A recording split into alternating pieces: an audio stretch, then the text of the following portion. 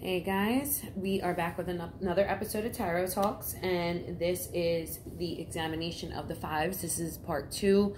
This is Swords and Wands. So jumping right in, this is the second Deacon of Aquarius, January 30th to February 8th.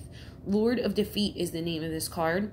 This is Venus in Aquarius, and the exoteric meaning is winning battles and victories, just winning, you're going to be victorious, you're going to get what you want, you're going to best the other person, you're having issues in life, issues with other people, you're going to come out on the winning side. But the esoteric meaning, you're going to take in the meanings of what happens when Venus meets Aquarius. So Aquarius is a warrior, and they're a humanitarian warrior, but at the same time they tend to get very disconnected from their feelings. They have their eye on the prize, and they go in with their sword, cutting down everything in its path until it gets to its goal. But with every soldier who fights a war, once they're in it, they realize that there's casualties of war, and they have to deal with the knowledge that they're going to have to stomp on some people and snuff out some lives to get to where they're trying to go. And this is a reminder that all victories aren't clean, but you can avoid that, and you can avoid the feelings of regret and sorrow that you may have afterwards when you've done something terribly wrong.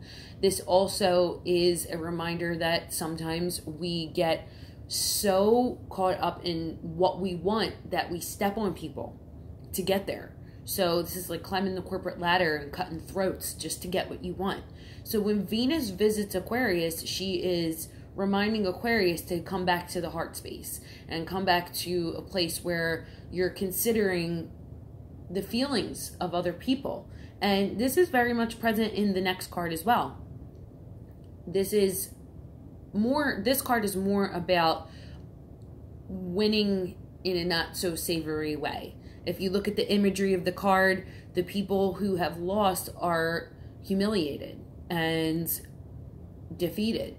So this could also be a reminder when people do you wrong. Sometimes it's better to take the high road than to put all their shit out there. When you know you could pull receipts, and you know you got screenshots, and you know you can put people's shit out there, sometimes it's just better to not. It's just the right thing to do. So that's what this card's about. All right, so moving on to the next one. Yes, I managed to keep nice nails this time. I haven't been painting, but that's going to change today. So I'm going to mess them right up again. So this one is the Five of Wands, okay? And this one is the first Deacon of Leo, July 22nd to August 1st, and this is Saturn in Leo. This is Lord of Strife. Exoteric, this card has meant issues with peers. If you look, they're all kind of like the same age. So this is co-workers, this is cousins, family members, things like that. Esoteric meaning, again, you're going to bring in what happens when Saturn visits Leo. So Leo's ruler is the sun, which is the center of the universe. And anyone who knows a Leo knows that they have this it's all about me kind of persona. So this card is very much about working together and considering other people's feelings and their needs while you're working along in a group to achieve a certain goal.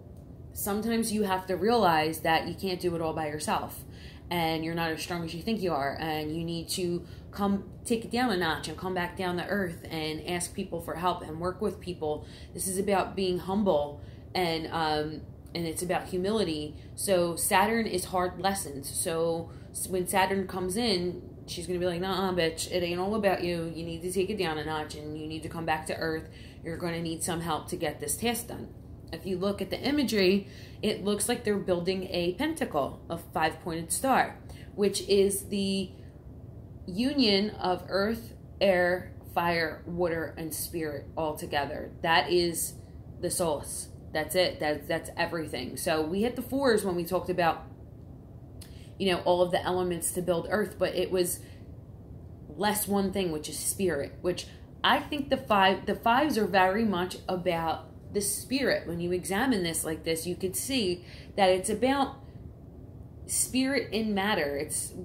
This is more about when you look at the major arcana. When you go from 0 to 4, it's about what happens in the etheric realm before the spirit jumps into the body. And I feel like this is very much about spirit plunging into matter, number 5, and figuring out how to navigate through this life. And these 5s are telling you, five of swords, you know, don't be so determined that you're going to have to cut down some other people to get to your goal. Win your battles righteously, okay? And this one is ask people for help, work with people, be humble.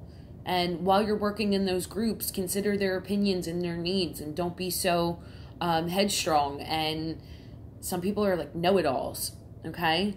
And this one is about figuring shit out through the hard times and figuring out how to manifest what it is you want and stay positive and really push through those hard times.